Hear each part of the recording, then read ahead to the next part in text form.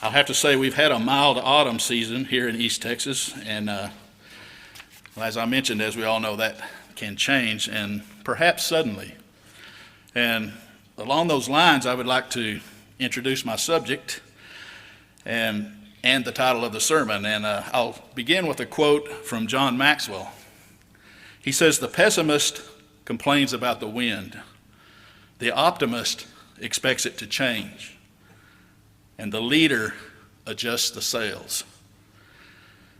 So if you would turn over to Genesis, the 37th chapter, and we'll be in the book of Genesis this afternoon, and most of you will recognize that we'll be looking at the account of the life of Joseph, and it's pretty lengthy, so we won't be able to read every bit of it, but it is the example I have chosen for the subject today, which is leadership. And I believe we'll notice in Joseph's life a good example of leadership through adversity. And that is the title of the sermon, Leadership Through Adversity. I'd like to focus primarily for us on the leadership in our own individual spiritual lives. But we won't be able to help but notice that when one's individual spiritual leadership is based on God's Word, His laws, His principles, and the examples that we are given, it doesn't just stop there, and it doesn't just stay there. No, we have to notice that with that you influence and impact the lives of others, and that is leadership. Years ago, I had the opportunity to hear John Maxwell, a lecture, and most people know that he was a minister who then devoted his life to studying and teaching leadership. And I've been reading his book, Developing the Leader Within You 2.0, so it's a revision of the book he wrote 30 years ago, which is interesting, and I appreciate it because he said, I've learned trying to practice what I preach, I've learned even more and learned some things. So that in itself to me shows he is showing leadership.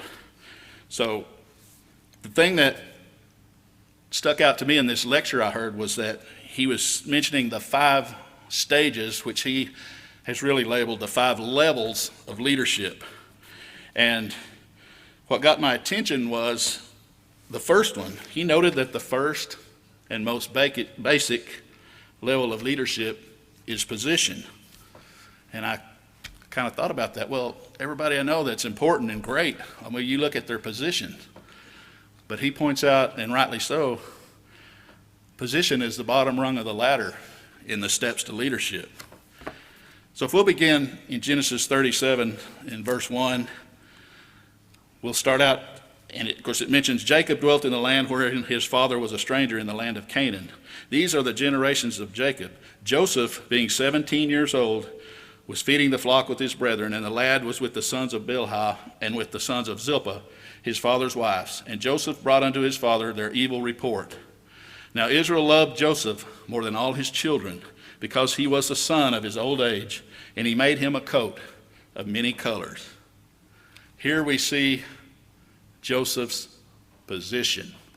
He's the favored son. And as we read on, let's see how far that got him with his brothers. Because there is a reason position is the lowest rung on the ladder.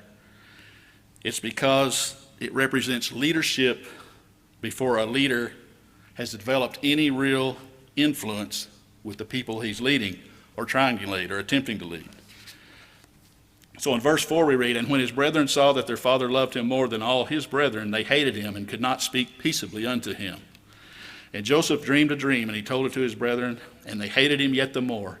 And he said unto them, Hear, I pray you, this dream which I have dreamed. For behold, we were binding sheaves in the field, and lo, my sheaf arose up and also stood upright. And behold, your sheaves stood round about, and made obeisance to my sheaf. And his brethren said to him, Shall you indeed reign over us, or shall you indeed have dominion over us? And they hated him yet the more for his dreams and for his words. And he dreamed yet another dream, and told it his brethren, and said, Behold, I have dreamed a dream more, and behold, the sun and moon and the 11 stars made obeisance to me. And he told it to his father and to his brethren. And his father rebuked him and said unto him, What is this dream that you have dreamed? Shall I and your mother and brethren indeed come to bow down ourselves to you to the earth? And his brothers envied him, but his father observed the saying. Now Joseph is one of those examples we have in the Bible where there is practically nothing negative recorded about him. Almost nothing. And that is very unlike most of the servants of God that we have examples of, because we see their accomplishments, their faith, but God has also shown us that yes, they are sinners. And we know Joseph was also a sinner, but the account of his life is one that is very positive, and the decisions he makes and his leadership are very positive. And I think much of that can be attributed to his individual spiritual leadership, especially during adversity. As we'll read on down in verse 18, of course, he went back and his father told him to go find his brothers and who were tending the flock. And he said, and when they saw him off, even before they came near unto him, they conspired against him to slay him. And they said one to another, Behold, this dreamer comes. I mean, there's great animosity here and hatred. Come now, therefore, and let us slay him and cast him into some pit, and we will say, Some evil beast has devoured him, and we shall see what will become of his dreams. And Reuben heard it, and he delivered him out of their hands, and said, Let us not kill him. And Reuben said unto them, Shed no blood, but cast him into this pit that is in the wilderness, and lay no hand upon him, that he might rid him out of their hands, to deliver him to his father again. And it came to pass, when Joseph was coming to his brethren, that they stripped Joseph out of his coat of many colors that was on him, and they took him and cast him into a pit. And the pit was empty, and there was no water in it. And so we see how much just position can attain us in leadership. Leadership, the other steps will show us what more is required for respect and for true leadership. And they sat down to eat bread and lifted up their eyes and looked, and behold, a company of Ishmaelites came from Gilead with their camels, bearing spicery, balm, myrrh, and going to carry it down to Egypt. And Judah said unto his brethren, What profit is it that we slay our brother and conceal his blood? Come and let us sell him to the Ishmaelites, and let not our hands be upon him, for he is our brother and our flesh. And his brethren were content, and his brethren were content. And then passed by the Midianite merchantmen, and they drew up and lifted Joseph out of the pit, and sold Joseph to the Ishmaelites for 20 pieces of silver, and they brought Joseph to Egypt. And as the account goes on, Reuben came back and of course was worried that something had happened to him, but they then took his coat of many colors, covered it with the goat's blood, and showed it to the father Jacob. And Jacob, of course, was heavily mourning for a long time, and of course this had a great impact and a hurt in the family on his father Jacob. And then in verse 36, we see that, and the Midianites sold him into Egypt unto Potiphar, an officer of Pharaoh's and the captain of the guard. So he goes from favored son to prisoner and a servant and a slave in a household in Egypt. And we see that position is a good place to start in leadership, but it's a terrible place to stay. In chapter 39, we continue the account of Joseph's life, and we can see growth as a leader. In verse 1, and Joseph was brought down to Egypt, and Potiphar, an officer of Pharaoh, captain of the guard, an Egyptian, bought him of the hands of the Ishmaelites, which they had brought him down hither. And the Lord was with Joseph, and he was a prosperous man, and he was in the house of his master the Egyptian. And his master saw that the Lord was with him, and that the Lord made all that he did to prosper in his hand. And Joseph found grace in his sight, and served him. And he made him overseer of his house, and all that he had put into his hand. And it came to pass from that time that he had made him overseer in his house over all that he had, that the Lord blessed the Egyptian's house for Joseph's sake. And the blessing of the Lord was upon all that he had in the house and in the field. And he left all that he had in Joseph's hand, and he knew not aught what he had, save the bread which he did eat. And Joseph was a goodly person and well favored. You know, in those few verses with really very little detail, I believe it's evident to me that Joseph was utilizing and growing in other areas, the upper levels of leadership. And of course, I've borrowed this outline from Mr. Maxwell, but if you've read any of his work, you know that you can identify principles from the Bible in his writings, and he even refers to Scripture quite often. So if it's good and lasting and it's in this book, we know it first is included in this book. And I think these aspects of leadership are something we can learn from, that I can learn from, and hopefully you can. But as we see another level of leadership, the second level, John Maxwell calls permission. And permission is to be characterized by good relationships. And Joseph is probably not going to be running this household unless he has good relationships. And in this level, people respond to you when they are not obligated. In position, you have to follow the leader. Here, you want to follow the leader. True influence begins with the heart and not the head. It flourishes with personal connections. While once again Joseph has a position, he's once again kind of risen to the top in Potiphar's house. He goes beyond that, and his leadership is successful and flourishing. I also believe evident here is a level of leadership, the next one called production. This is where things get done, and those you are leading also get things done. Together, results are being produced, and loyalty increases. And we see Potiphar put his trust and his faith in Joseph because apparently he was a good leader. And we see good results from Joseph's leadership, even as a slave in his house. And yet even here, we see he had to show that individual spiritual leadership in the face of adversity. As we continue in verse 7, and it came to pass after these things that his master's wife cast her eyes upon Joseph, and she said, lie with me. But he refused and said unto his master's wife, Behold, my master wot not what is with me in the house, and he hath committed all that he has to my hand. There is none greater in this house than I, neither has he kept back anything from me but you, because you are his wife. How then can I do this great wickedness and sin against God? Individual spiritual leadership. He wasn't going to sin against God. And it came to pass as she spoke to Joseph day by day that he hearkened not unto her to lie by her or be with her. And it came to pass about this time that Joseph went into the house to do his business, and there was none of the men in the house therewith. And she caught him by his garment, saying, Lie with me. And he left his garment in her hand and fled and got out.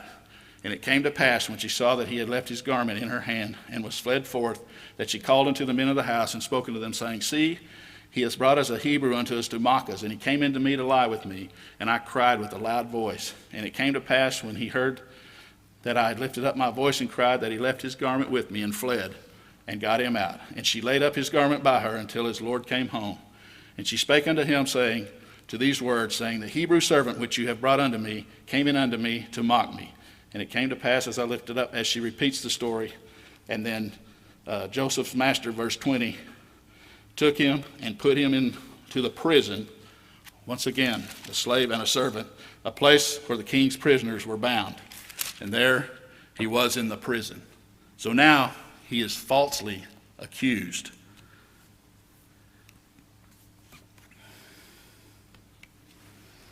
So once again, Joseph is stripped of his position, but he has quite a bit more experience now in his leadership.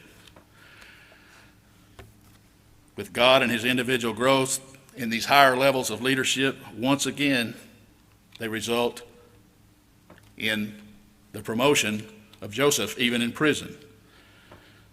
So in verse 21, it says, But the Lord was with Joseph and showed him mercy and gave him favor in the sight of the keeper of the prison. And the keeper of the prison committed to Joseph's hand all the prisoners that were in the prison. And whatsoever they did there, He was the doer of it. And the keeper of the prison looked not to anything that was under his hand, because the Lord was with him, and that which he did, the Lord made it to prosper.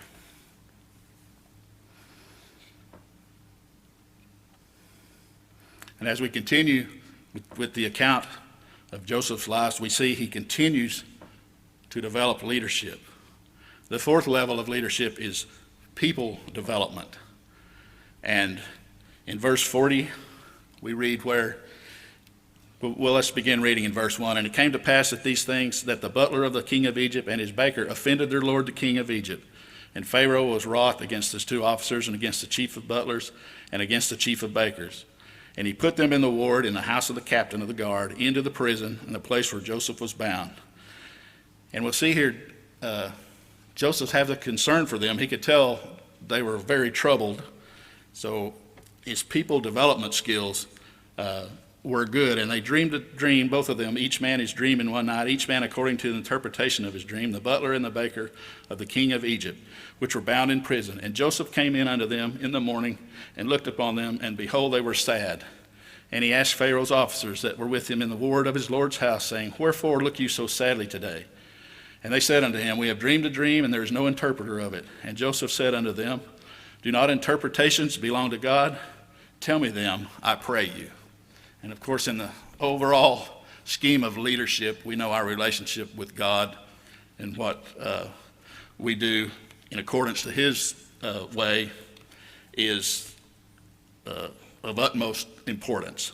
But here he is dealing on the personal, on the people development level.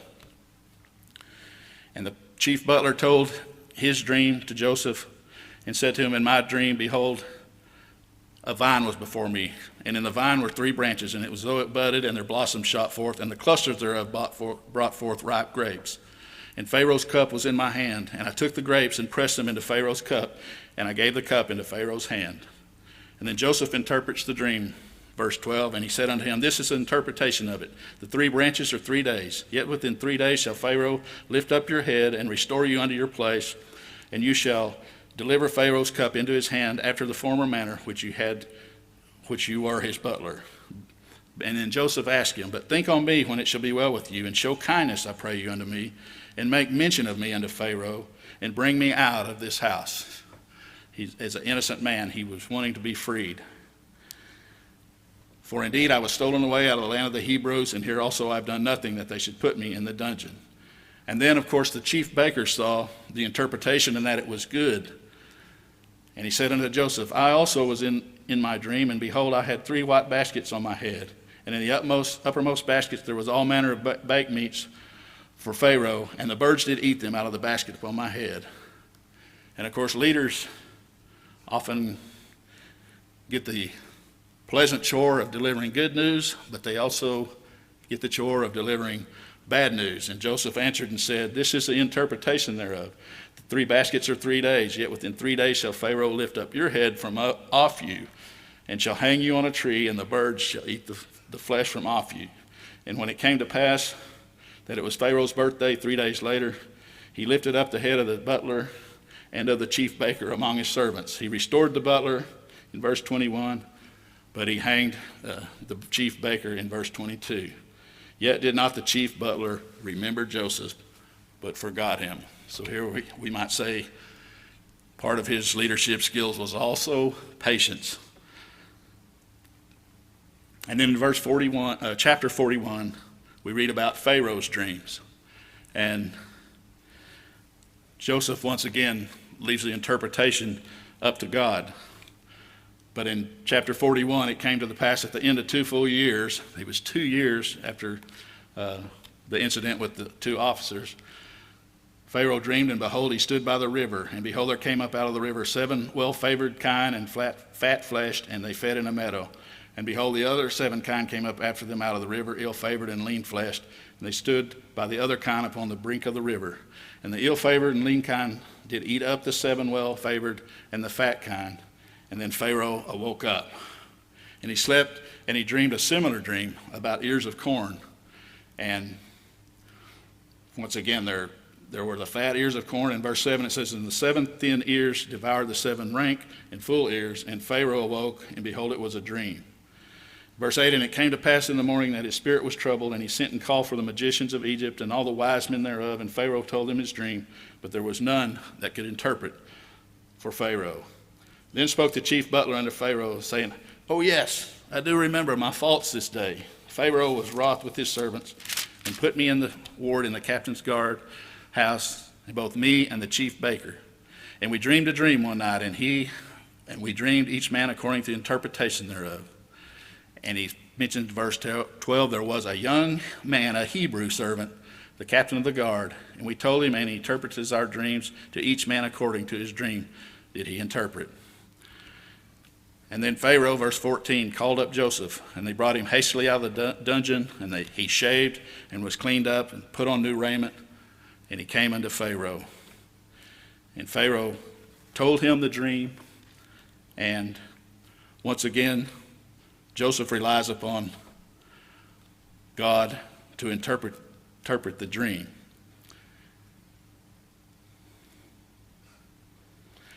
And then over in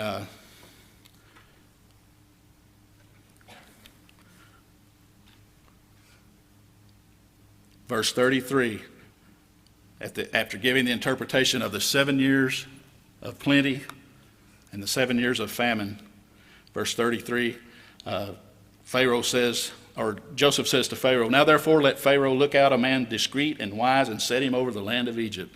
Let Pharaoh do this, and let him appoint officers over the land, and take up the 5th part of the land of Egypt in 7 plenteous years.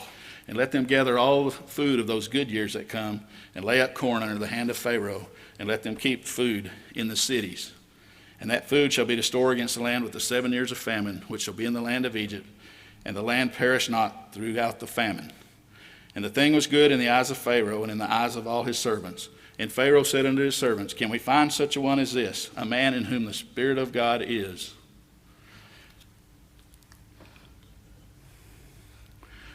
So then, in the remaining words of the chapter, we see Joseph's ability, and this definitely requires, with these officers and the people of a nationwide effort, the people development at work. Leaders become great not because of their power, but because of their ability to empower others. Good people development leads to good production, and it leads to reproduction, and it leads to multiplying, a multiplying effect, accomplishing that which a family, a company, or a nation need to do. So this was quite a nationwide accomplishment requiring many committed and loyal people. And in verse 47 it says, In the 7 plenteous years the earth brought forth handfuls, and he gathered all the food of the 7 years which were in the land of Egypt, and laid up the food in the cities, and the food of the field, which was round about every city, he did the same. So leadership, yes, in adversity is tough. Sometimes it's also very tough in prosperity. But Joseph stayed the course, believed the interpretation of the dreams. Verse 49, And he gathered corn as the sand of the sea, very much until he left numbering for it was without number. And then the rest of the chapter talks about the birth of Joseph's sons. And then we see that the 7 years of plenty come to an end, and the 7 years of dearth and drought come upon them.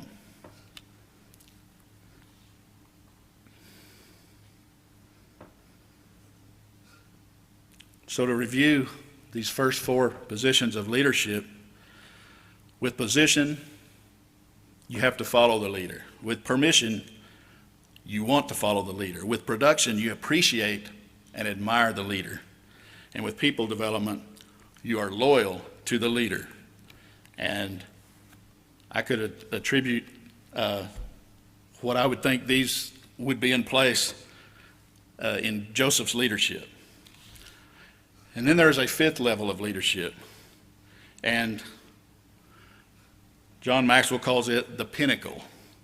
And it's based on reputation. It is well and proven leadership over a lifetime, leadership that influences and develops others. It's a level that reaches outside our own realm, our own comfort zone, to others and even to the world. And let's look back a few words to see an example of that. A few verses. Genesis 41, verse 39. And Pharaoh said unto Joseph, For as much as God has showed you all this, there is none so discreet and as wise as you are. You shall be over my house, and according to your word shall all my people be ruled. Only in the throne will I be greater than you.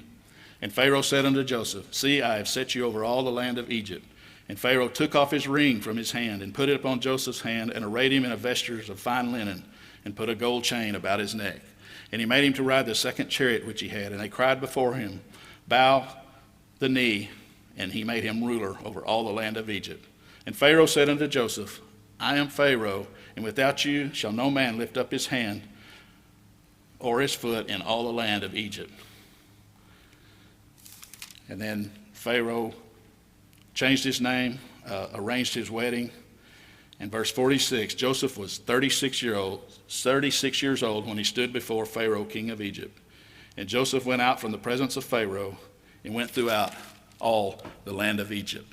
13 years of on and off servitude to promotions, but developing his leadership during those trials.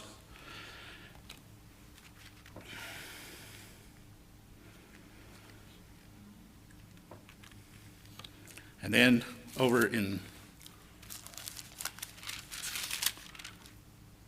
verse 55 of chapter 41, and when all the land of Egypt was famished, the people cried to Pharaoh for bread, and Pharaoh said unto all the Egyptians, Go unto Joseph what he said for you to do. So the complete trust was in Joseph. And the famine was all over the face of the earth, and Joseph opened all the storehouses and sold unto the Egyptians, and the famine waxed sore in the land of Egypt. And all the countries came into Egypt to Joseph for to buy corn, because the famine was so sore in all the land. The level of pinnacle can reach the world. Now, some of my favorite verses in this account we probably won't be able to get to, but I believe let's look at verse 45, chapter 45. I believe another pinnacle is when Joseph revealed himself to his brothers and was once again reunited with his brothers, his father, and the entire extended family. And the ultimate pinnacle is that expression of loyalty and love and forgiveness. In verse 45, he says, And Joseph could not refrain himself before all of them that stood by him. And he cried and caused every man to go out from me. And there stood no man with him while Joseph made himself known to his brethren. And he wept aloud, and the Egyptians and the house of Pharaoh heard. And Joseph said unto his brethren, I am Joseph. Does my father yet live? And his brethren could not answer him, for they were troubled at his presence. And Joseph said unto his brethren, Come near to me, I pray you. And they came near, and he said, I am Joseph your brother, whom you sold into Egypt. Now therefore be not grieved, nor angry with yourselves that you sold me hither, for did God send me before you to preserve life. For these 2 years the famine has been in the land, and yet there are 5 years in which there shall be neither earing nor harvest. And God sent me before you to preserve you a posterity in the earth, and to save your lives by a great deliverance. So it was not you that sent me here, but God. And he made me a father to Pharaoh, and a lord to all his house, and a ruler throughout all of Egypt. And as the account continues, we know he was able to send for Jacob and for the family and bring them back to Egypt, where there was still food and a way of survival during this very difficult time. Yes, a time of adversity. So perhaps while we strive to develop the leader in us, which happens to be the name of the book that I'm reading. It's Developing the Leader Within You 2.0. And I think perhaps that title could be analogous to our relationship with God and his relationship with us. The trials we suffer, the leadership that we learn in being a servant of Christ and God the Father is developing leadership in us. I believe that's a big part of what God is doing. And of course, our ultimate pinnacle will be in the kingdom of God. You know, when we reflect on someone's insight like John Maxwell, we know it's just a help to me to look at the scripture and to derive the values and the message from it. Well, to conclude, I want to emphasize this to you. Do not underestimate the impact and the influence that your leadership has on others. Tim Elmore said, the most introverted person will influence 10,000 people in his or her lifetime. If you think about it, every day you influence others and they influence you. No one is excluded from being a leader or being a follower. I have a couple of personal examples, and I only bring these up for that emphasis on don't underestimate the power of your influence and your leadership on others.